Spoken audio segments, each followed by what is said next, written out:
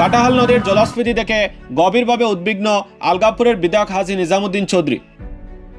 সরজমিনে বিপদসীমার উপর দিয়ে বইতে থাকা কাটাহাল নদী পরিদর্শন করে উদ্বেগ প্রকাশ করলেন বিধায়ক।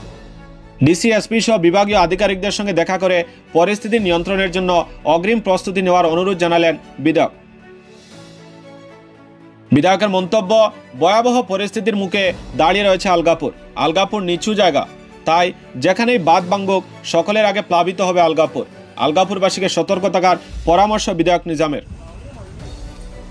আজ বুধবার আলগাপুর এলাকার কাটাহাল এবং মোহনপুরে কাটাহাল নদীর অবস্থা সরজমিনে পরিদর্শন করেন বিধায়ক নিজামুদ্দিন চৌধুরী।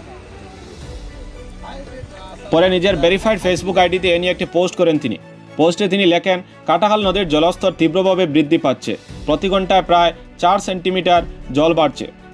আমার সমষ্টি কাটাহাল ও মোহনপুর নদী ভাঙ্গনস্থল পরিদর্শন করি এবং জল সম্পদ বিভাগের আধিকারিকদের সাথে যোগাযোগ করে প্রয়োজনীয় ব্যবস্থা গ্রহণের আর্জি জানাই। পরম করুণাময় যেন প্রাকৃতিক দুর্যোগ থেকে আমাদের সবাইকে রক্ষা করেন, এইটুকু কামনা করি।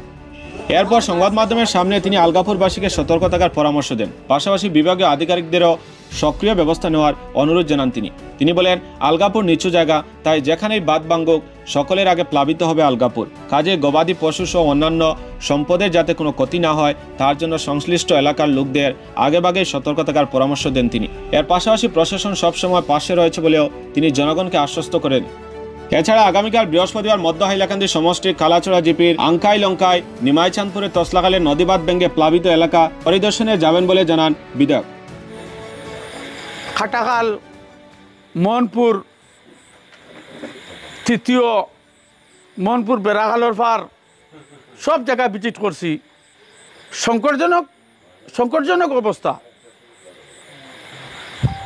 যদি আমি হাইলাকান্দি ডিসি মহোদয়ের ওটা কইতাম চাই ইয়ার বা বিভাগীয় যত অফিসার আছে সবার লগে আমার কথা হয়েছে যে কোনো মুহূর্তে যাতে বাঁধ ভাঙে না, বাঁধ ভাঙলে উত্তর হাইলাকান্দির অবস্থা ভয়ঙ্কর পরিস্থিতি হয়ে যাব।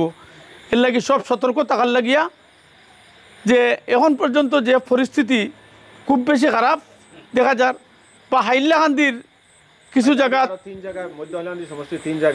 মধ্য হাইলাকান্দির 3 জায়গায় যেটা ভাঙছে, আমি আর কিছু মানুষে ফোন করতে, আমি ইনশাল্লাহ কালকে ভিজিট করবো, যাইমু এদিকে দেখবো।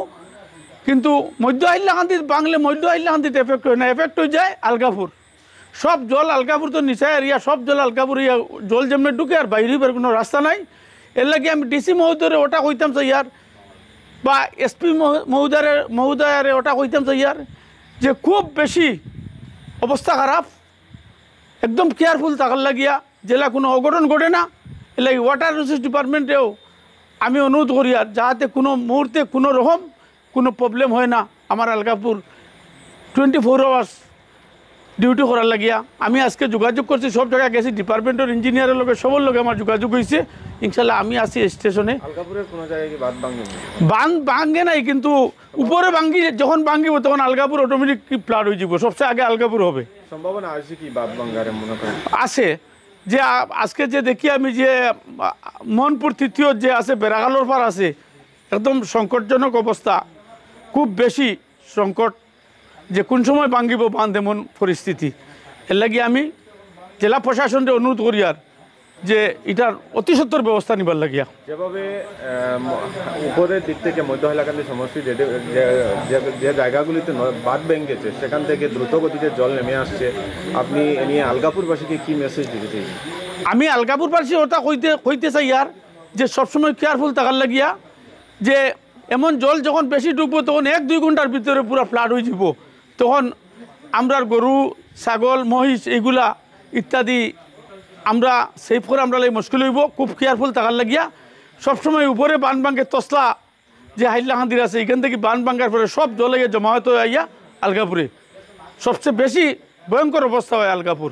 এর লাগে আলগাপুরের প্রত্যেক স্তরের জনসাধারণের, প্রত্যেক আমার ভাই বন্ধু সবাই হইয়ার যে সতর্ক থাকার লাগিয়া। ধন্যবাদ।